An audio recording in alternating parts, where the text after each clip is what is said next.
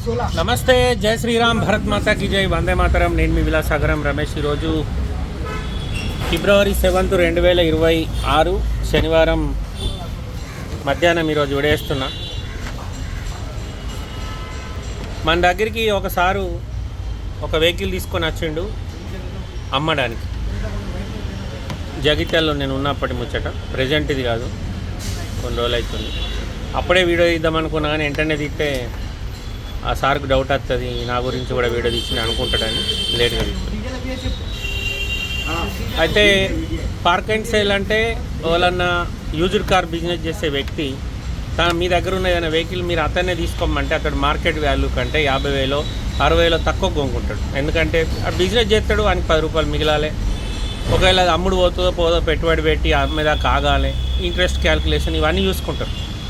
కానీ మేము మా షెడ్కి ఏదైనా బండి వస్తే మేము కొనం. మా తమ్ముళ్ళు కొంటా అంటే కూడా నేను అద్దంట, అరే అద్దు పెట్టుబడి పెట్టకూడదు, ఒకవేళ పెట్టుబడి పెడితే మనం ఢిల్లీ బండికి పెడదాం, ఇక్కడ బండ్లకు అస్సలే వద్దని కొననియా. ఒకవేళ ఎవరైనా ఎక్స్చేంజ్ అంటే మా దగ్గర వాళ్ళన్న డీలర్ బండి పార్క్ అండ్ సేల్ ఉంటే డీలర్ని అడుగుతాం, మరి ఆయన దగ్గర పలానా వెహికల్ ఉంది, నువ్వు తీసుకుంటావు అంటే ఆయన తీసుకుంటా అంటే ఆ సార్కు మరి ఆయనకి రేటు పెడతా అంటుంది, సార్ మీరు తీసుకుంటారా అని అడుగుతాం. ఆయన ఓకే అంటే అది ఓకే అవుతుంది, అద్దంటే డీల్ క్యాన్సిల్ అవుతుంది. అయితే ఒక బండి 2018 మోడల్, పాపం సారు పర్సనల్గానే తిరిగిండు, మంచిగా ఉంది, నీట్గా మన దగ్గర తెచ్చిండు. రమేష్ నువ్వు ఇది ఎక్స్చేంజ్ తీసుకొని నాకు ఒక ఇన్నోవా క్రిస్టా ఇవ్వమని అడిగిండు.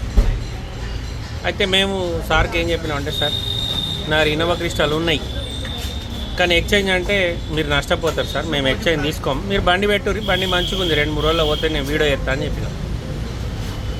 అంటే బండి ఇక్కడ పెట్టిపోవాలన్నా నాకు మళ్ళీ 100 కిలోమీటర్ దూరంకి వెళ్ళి వచ్చిన అంటే, సార్ మీరు ఒక పని చేయరు, నేను బండి వీడియో చేస్తాను, మీకు ఏమైనా పని ఉంటే వాడుకోరు, కానీ ఏదైనా కస్టమర్ వస్తా అని మాకు కాల్ చేస్తే మీకు ఫోన్ చేస్తాం, మీరు అప్పుడు మీరు రాకపోయినా వాళ్ళకి అని ఇచ్చి బండి పంపిస్తారు, సార్ నేను డీల్ చేస్తాను అని చెప్పిన. సరే బండి మొత్తం చెక్ చేసినాక మీరు ఎంత చెప్తారు సార్ అని అన్నాం. సార్ కొద్దిగా రేటు 10 లక్షల పైన చెప్పిండు. పర్సనల్ బండి, పర్సనల్గానే వాడిండు, టాప్ ఎండ్ అంత ఓకే, డీజిల్ బండి, మార్కెట్ వాల్యూ ఉంది. కానీ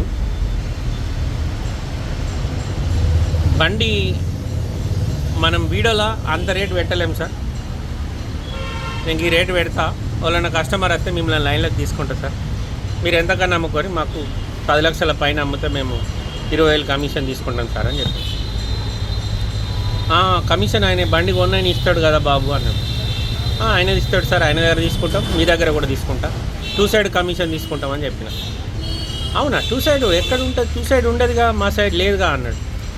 సార్ మీరు నా దగ్గరికి 100 కిలోమీటర్ దూరంకి వెళ్ళి వచ్చింది, రాంగ్ ఎంత డీజిల్ ఖర్చు అయిందో పొంగ అంతే డీజిల్ ఖర్చు అవుతుంది, ఇది కూడా గంతే సార్ అని చెప్పి ఆయన భాష. ఆయనకు ఆ మాట అనగానే కొంచెం నారాజు అయిండు. అవి బండి తీసుకొని వెళ్ళిపోయిండు.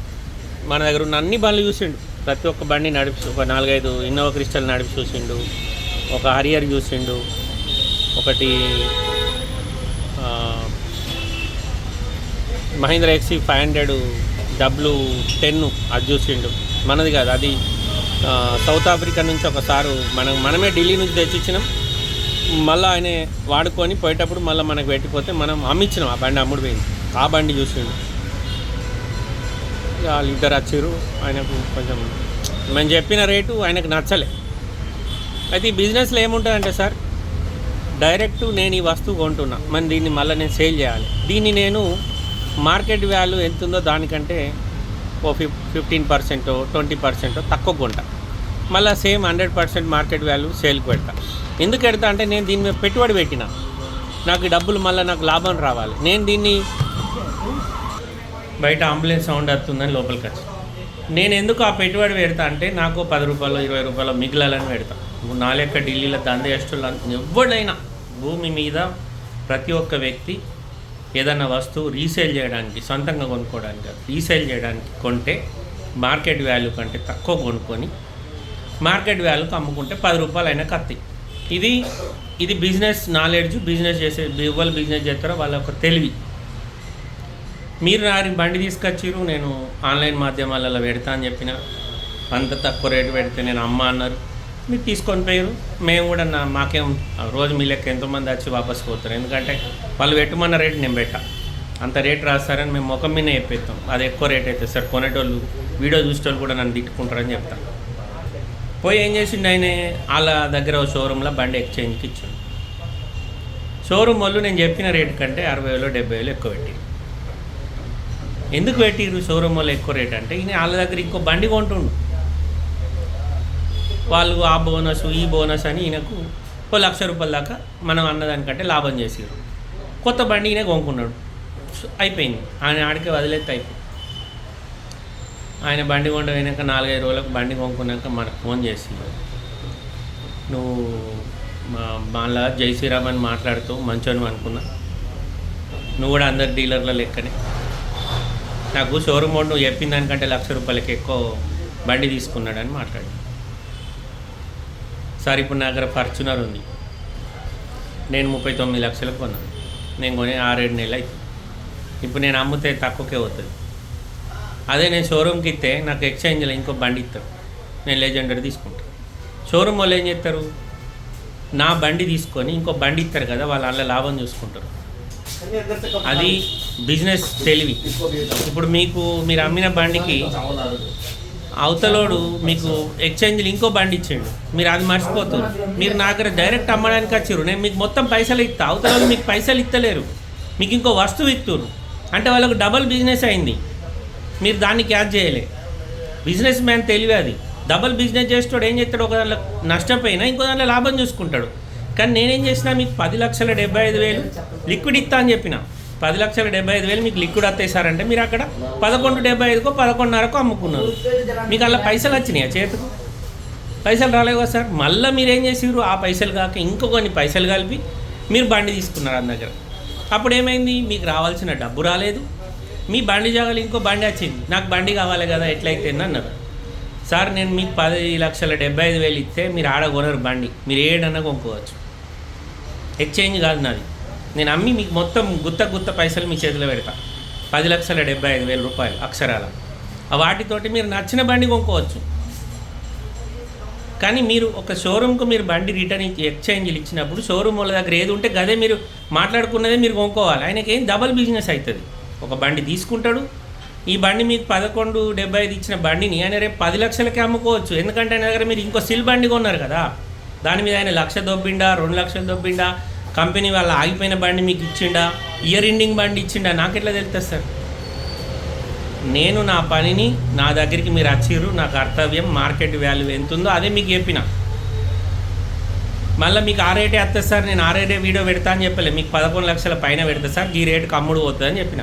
మేము 11-11.25 వీడియో పెడుతుంటుంది. వచ్చిన వాళ్ళు ఎట్లా 50,000 70,000 తక్కువ అడుగుతారు. మీకు లైన్లో మీకు ఫోన్ మాట్లాడుతాం, సార్ మరి మొత్తం పైసలు ఇస్తారట సార్, ఈ రేటుకి అడుగుతారు సార్ అని కాన్ఫరెన్స్లోకి తీసుకుంటాం. మీరు ఎవరిని ఎంక్వైరీ మా దగ్గరికి వచ్చిన ఏ కస్టమర్కైనా మేము రాగానే ఫోన్ కలిపి అవుట్ స్పీకర్ పెట్టి ఫోన్ ఇచ్చేస్తాం. వాళ్ళే మాట్లాడుకుంటారు, దూరం పోయి మాట్లాడుకుంటారు. కొంతమంది నెంబర్ తీసుకొని తర్వాత చేస్తారు వాళ్ళకి తెలియకుండా. మేమేం ఫీల్ కాం, మాకు వచ్చేటి 10-20,000. కానీ దీనికి మీకు ఏడ కోపం వచ్చిందంటే, నేను ఉన్న ముచ్చట ముఖం మీద చెప్పిన, అది మీకు నచ్చలే. నేను ఇట్లనే ఉంటా సార్, మీ దగ్గర కాదు, నేను ఎవ్వరి దగ్గరనే ఇట్లే మాట్లాడతాను. నాకు గుసగుసలు పెట్టుడు రాదు, చెవులు కొరుకుడు రాదు, మెల్లగా మాట్లాడి మీ దగ్గరికి వెళ్ళి మీ బండ్లో 50,000 మీకు తెలకుంటే నలుచుడు రాదు. నేను ఒకవేళ తింటే చెప్పి తింటా. నేను ఇప్పుడు ఢిల్లీలో పని చేస్తున్నా, ప్రతి బండి మీద ఏ డీలర్ అయినా ఏ బండి అన్నా 10-20,000 ఇస్తాడు, మీరు ఇచ్చేటి కాదు. ఇది జగమెరిగిన సత్యం. కానీ వాళ్ళు చెప్తారు, వాళ్ళు చెప్పారు కదా, ఎవడైనా పైసల కోసమే కదా సార్. ఇప్పుడు ఒక బిజినెస్ మ్యాన్ ఎక్స్చేంజ్ తీసుకున్నాడు మీ బండి అంటే, ఆయన డబల్ బిజినెస్ అయింది కాబట్టి తీసుకున్నాడు. మీరు నా దగ్గర ఎక్స్చేంజ్ కాదు కదా, మీరు బండి అమ్ముతా అన్నారు, నేను అమ్మిస్తా అన్నా, కమిషన్ ఏనే. ఇప్పుడు నా దగ్గర మీరు నా బండి పెట్టి నా దగ్గర వేరే బండి కొనుక్కోపోతా అంటే అవన్నీ కస్టమర్లే సార్, అట్లా కుదరదని చెప్పిన. మీకు కోపం వచ్చింది.